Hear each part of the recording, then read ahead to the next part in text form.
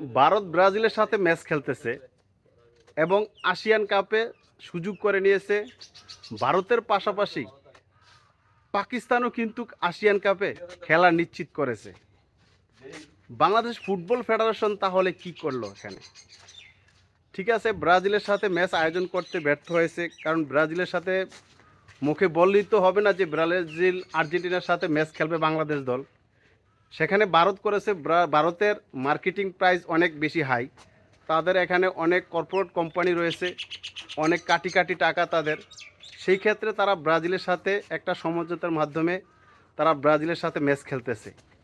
আমাদের দেশে তো ওরকম কর্পোরেট কোনো কোম্পানি নেই, কাটি কাটি টাকা নেই। সেক্ষেত্রে ব্রাজিলের সাথে ম্যাচ আয়োজন করা বা আর্জেন্টিনার সাথে ম্যাচ আয়োজন করা অসম্ভব।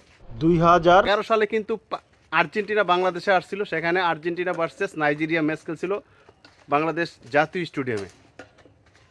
কিন্তু এখন প্রশ্ন একটাই, পাকিস্তান যদি আসিয়ান কাপের মধ্যে সুযোগ পায় তাহলে বাংলাদেশ কেন নয়?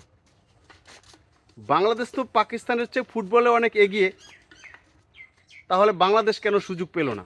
এরকম একটা প্রশ্ন কিন্তু ফুটবল প্রেমীদের কোটি টাকার প্রশ্ন। তারা কিন্তু এই প্রশ্নটা করতে চায়।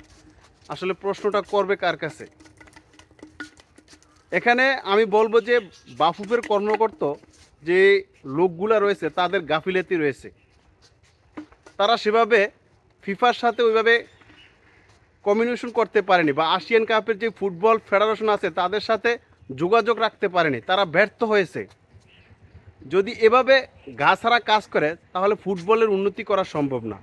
কোচ থমাস ডুলি সর্বশেষ যেই আপডেটটা দিয়েছে ভাই, সেখানে ফুটবল প্রেমীদের মাথায় হাত।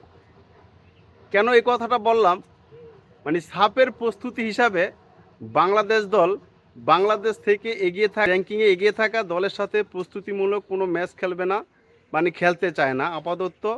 কারণ যদি ওই দলের সাথে ম্যাচ খেলার পরে বাংলাদেশ ম্যাচ হেরে যায় তাহলে নাকি মনস্তান্ত্রিক বিঘ্ন ঘটতে পারে। বাংলাদেশের আশেপাশে র্যাঙ্কিংয়ের দলদের সাথে খেলে জয়লাভ করে মানে চাঙ্গা থাকতে, সেটাই নাকি মূল লক্ষ্য। কিরগিজস্তানের আমন্ত্রণ আসছিল, সেই কিরগিজস্তানের আমন্ত্রণকে নাকচ করে দিয়েছে বাফুফে। আর এদিকে ভারত ব্রাজিলের সাথে ম্যাচ খেলবে, নিউজিল্যান্ডের সাথে ম্যাচ খেলবে, আসিয়ান কাপে সুযোগ করে নিয়েছে, আর বাংলাদেশে ফুটবল পিছিয়ে রয়েছে। মানে একটা কথা হচ্ছে, বাংলাদেশ যতই আগাতে চায় না, মনে হচ্ছে পিছন থেকে কে যেন টেনে ধরে রাখে।